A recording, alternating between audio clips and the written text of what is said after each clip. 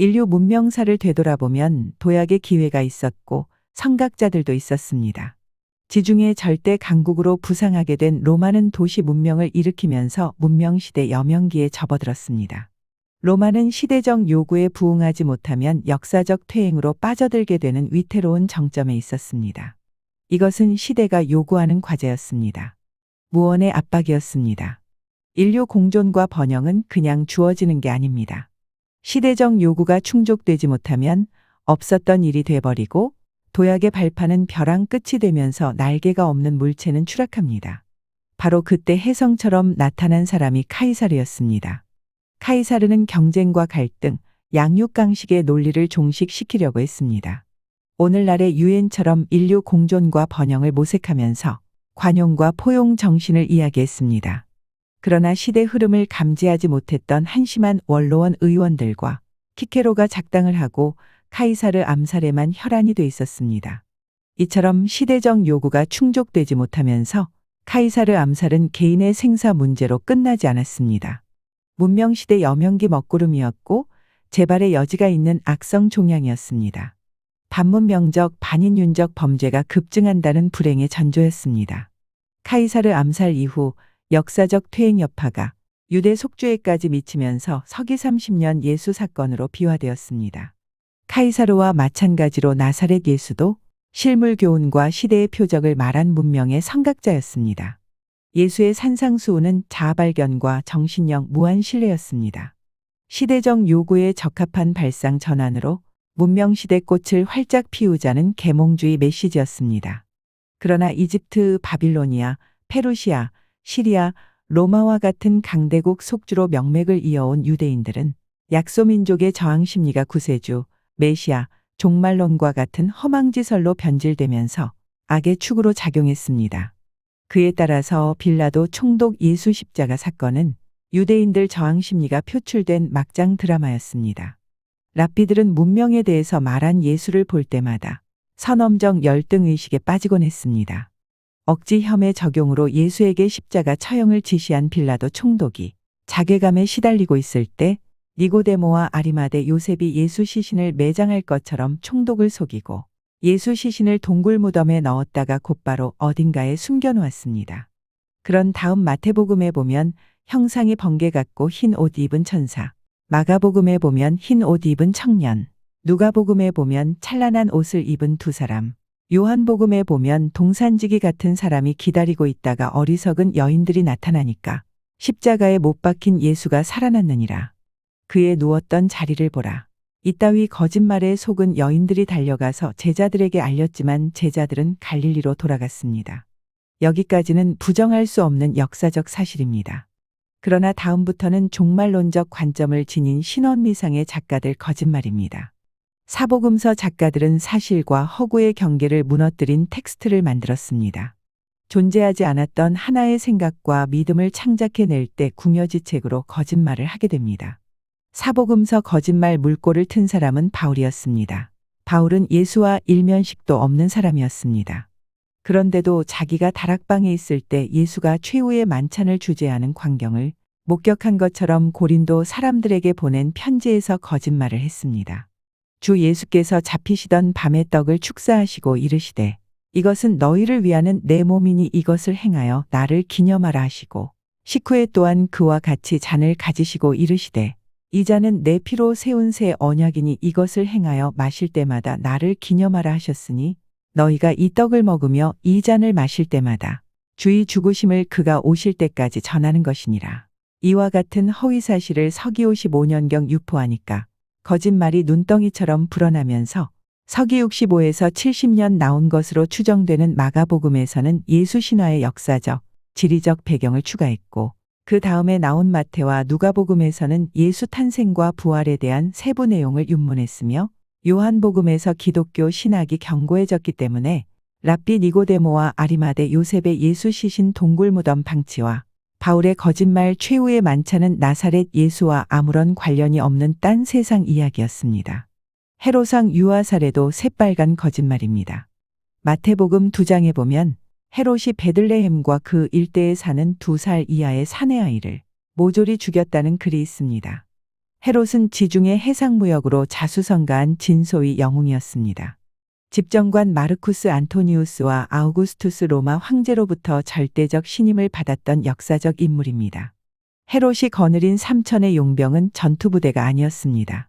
팔레스타인 지역의 도시 문명을 건설한 건설 부대였습니다.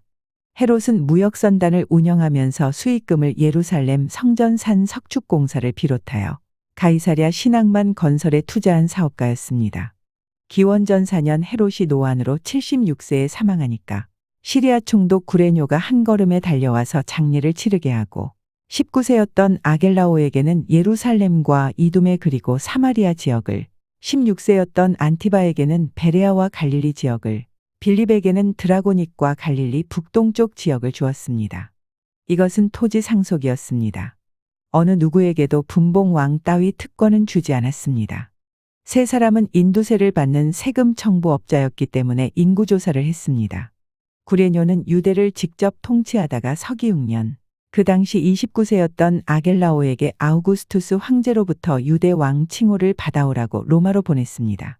유대인들은 사마리아 여인 말타케 소생 아겔라오가 왕이 되는 것을 원치 않았기 때문에 대표단을 먼저 보내 거짓 탄원서로 모함을 했습니다. 아겔라오는 다윗 왕 후손을 자처하던 유다의 자식들을 없애버릴 요량으로 무레베들을 갈릴리로 보내 갓 태어난 사내 아이들을 죽이라고 했습니다. 그 바람에 아이를 빼앗긴 여인들이 머리와 가슴을 풀어헤치고 거리를 뛰어다니면서 대성통곡을 했습니다. 아겔라오는 황제께서 그와 같은 지시를 내린 것처럼 둘러대면서 원성이 높습니다. 이처럼 만행을 저지른 자가 지금 로마에 와 있습니다. 그 자에게 중벌을 내려주십시오. 아울러 이 탄원서는 확실하고 참된 것이기에 각계각층의 대표들이 합심하여 작성한 것입니다. 아우구스투스 황제는 사실 확인도 하지 않고 게르마니아 원정에 나선 사령관 바루스에게 아겔라오를 데리고 가라고 했습니다. 그 후 유대는 왕국에서 속주로 바뀌었습니다. 이처럼 서기 6년에 써먹은 거짓 탄원서를 기원전 4년 사망한 헤롯이 한 것처럼 복음서 작가들이 거짓말을 했습니다. 마태복음 24장에 보면 서기 40년에 있었던 거짓 선지자 감람산 종말론을 서기 30년 예수가 말한 것처럼 왜곡한 기록도 있습니다. 그러므로 너희가 선지자 다니엘의 말한 바 멸망에 가증한 것이 거룩한 곳에 선 것을 보거든 그때 유대에 있는 자들은 산으로 도망할지어다. 지붕 위에 있는 자는 집 안에 있는 물건을 가지러 내려가지 말며 밭에 있는 자는 겉옷을 가지러 뒤로 돌이키지 말지어다. 그날에는 아이 벤 자들과 젖 먹이는 자들에게 화가 있으리로다. 너희의 도망하는 일이 겨울에나 안식일에 되지 않도록 기도하라. 이는 그때에 큰 환난이 있겠음이라. 창세로부터 지금까지 이런 환난이 없었고 후에도 없으리라. 그러니까 서기 40년 10월 중순 칼리굴라 황제가 시리아 총독 페트로니우스에게 유대인들이 자발적으로 예루살렘에 신상을 세우게 하시오. 만약 불복하면 무력을 사용해도 좋습니다. 이렇게 지시했을 때 재앙을 선포한다는 거짓 예언자가 나타나서 너희의 도망하는 일이 겨울이나 안식일이 되지 않기를 기도하라 하면서 근거 없는 유언비어를 퍼뜨렸습니다. 그러나 칼리굴라가 근위대장에게 살해당하고 제위에 오른 클라우디우스가 신상 건립을 없었던 일로 하라고 지시하면서 해프닝으로 끝났습니다. 그 사건을 가지고 서기 65년경 나왔을 것으로 추정되는 마태복음 작가가 서기 30년 예수가 한 것처럼 왜곡했습니다. 마태복음 12장에 보면 시대의 표적을 왜곡한 글도 있습니다. 그때의 서기관과 바리새인 중 몇 사람이 말하되 선생님이여 우리에게 표적 보여주시기를 원하나이다. 예수께서 대답하여 가라사대 악하고 음란한 세대가 표적을 구하나 선지자 요나의 표적밖에는 보일 표적이 없느니라. 요나가 밤낮 사흘을 큰 물고기 뱃속에 있었던 것 같이 인자도 밤낮 사흘을 땅속에 있으리라. 마태복음 27장에 또 다른 거짓말이 있습니다. 예수께서 다시 크게 소리 지르시고 영혼이 떠나시다. 이에 성소 휘장이 위로부터 아래까지 찢어져 둘이 되고 땅이 진동하며 바위가 터지고 무덤들이 열리며 자던 성도의 몸이 많이 일어나되 예수의 부활 후에 저희가 무덤에서 나와서 거룩한 성에 들어가 많은 사람에게 보이니라. 백부장과 및 함께 예수를 지키던 자들이 지진과 그 되는 일들을 보고 심히 두려워하여 가로되 이는 진실로 하나님의 아들이었도다 하더라. 예수는 6월절 예비일 정오 무렵 십자가에 못 박히고 오후 3시경 죽었습니다. 그 시각 순례자들은 성전뜰에 모여 양이나 염소를 도살하고 유월절 시작을 알리는 나팔 소리를 기다리고 있었습니다. 해가 질 무렵 아리마대 요셉과 니고데모가 예수 시신을 동굴 무덤으로 가지고 왔습니다. 이것만 봐도 예수가 숨을 거둘 때 성소 휘장이 위로부터 아래까지 찢어져 둘이 되고 죽은 자가 무덤에서 나와 거룩한 성에 들어가 많은 사람들에게 보였다는 이야기가 거짓임이 드러났습니다. 누가복음 11장과 마태복음 23장에 보면 화 있을 진저 하면서 예수가 종말론을 말한 것으로 되어 있습니다. 그러나 이것도 터무니없는 역사의 날조입니다. 서기 62년 장막절 성전 미문 앞에서 미천한 농부 아나니아스 아들 예수가 예루살렘 멸망에 대한 경고성 발언을 했습니다. 화 있을 진저 예루살렘아. 동쪽에서 들려오는 한 목소리, 서쪽에서 들려오는 한 목소리, 사방에서 들려오는 한 목소리가 있으니 이는 예루살렘과 성전을 대적하는 소리요. 신랑과 신부를 대적하는 소리요. 온 백성을 대적하는 목소리니라. 이 말을 들은 사람들은 서기 54년 성전뜰 매립 공사가 끝나고 봉헌식을 준비할 때 폭도들 공격으로 주량 일부가 파손된 사건을 이야기하는 줄로만 알았습니다. 미천한 농부의 아들 예수는 밤낮을 가리지 않고 똑같은 말을 되풀이하니까 화가 난 사람들이 산헤드린에 고발했습니다. 산헤드린에서도 똑같은 말을 반복하니까 베스도 총독에게 고발했습니다. 총독은 정신 나간 사람 취급하면서 방면했습니다. 그 이야기를 서기 30년 나사렛 예수가 한 것처럼 만들어 놓았기 때문에 사복음서는 10중 8구 거짓말이 되는 겁니다. 지금으로부터 2000년 전 사람들에게 현대 문명은 상상조차 할 수 없었습니다. 그들에게 미래는 정체를 알 수 없는 두려움 그 자체였습니다. 시대의 표적을 말한 예수도 직설적으로 설명이 불가능했기 때문에 비유가 아니면 아무 말도 하지 않았습니다. 따라서 예수가 말한 천국은 문명세계의 비유적 표현이고 사복음서는 10중 8구 거짓말이 되는 겁니다.